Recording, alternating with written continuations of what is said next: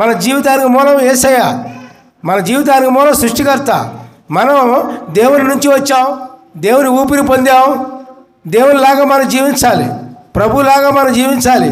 అంతే మార్గం నేర్పడానికి ఆయన భూలోకానికి వచ్చారు. దేవునికి స్తోత్రం, హల్లెలూయా, ప్రైజ్ ది లార్డ్. అందుకని నేనే మార్గము, సత్యము, జీవమునై ఉన్నాను. నా ద్వారానే తప్ప ఎవడు కూడా తండ్రి దగ్గరికి రాడు, పరలోక రాజ్యానికి రాడు అని దేవుడు ఖండితంగా చెప్పి వెళ్ళిపోయాడు. పిల్లారా, దేవునికి స్తోత్రం. ప్రసంగి 3:11 దేని కాలమందు అది చక్కగా నుండినట్లు సమస్తమును ఆయన నియమించున్నారు. ఆయన శాశ్వత కాల జ్ఞానమును నరుల హృదయం ముందు ఉంచి ఉన్నాడు. దేవునికి స్తోత్రం. ఏది కాలం? మన కాలాలు నిర్ణయించింది 3. ఈ కాలాలు వేరు, మన జీవిత కాలాలు వేరు. సృష్టి కాలాలు వేరు, మన జీవిత కాలాలు వేరు. సృష్టి కాలాలు మనం చూసుకుంటే ఏం జరుగుతుంది? వర్షాకాలం వర్షాలు పడతాయి, ఎండాకాలం ఎండలు వస్తాయి, శీతాకాలం చలి వస్తుంది.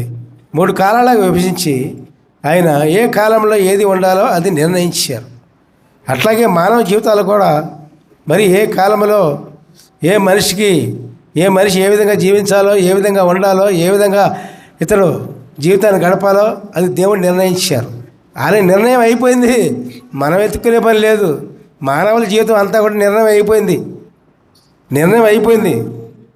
అది నువ్వు నీతిగా జీవిస్తున్నావంటే అది దేవుని నిర్ణయం, నీతిగా మాట్లాడుతున్నావంటే అది దేవుని నిర్ణయం, దేవుని ఇష్టానుసారంగా ఉన్నామంటే అది దేవుని నిర్ణయం.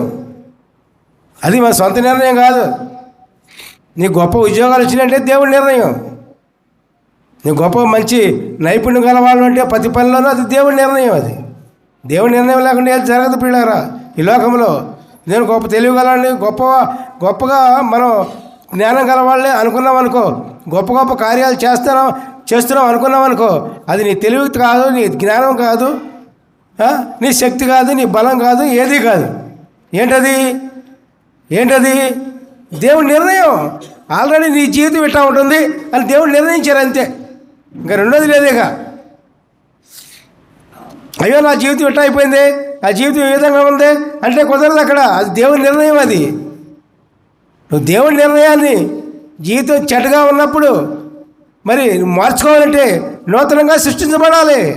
నూతనంగా సృష్టించబడినప్పుడు అప్పుడు చండాలమైన జీవితాన్ని ఆయన బాగు చేయగల సమర్థుడు.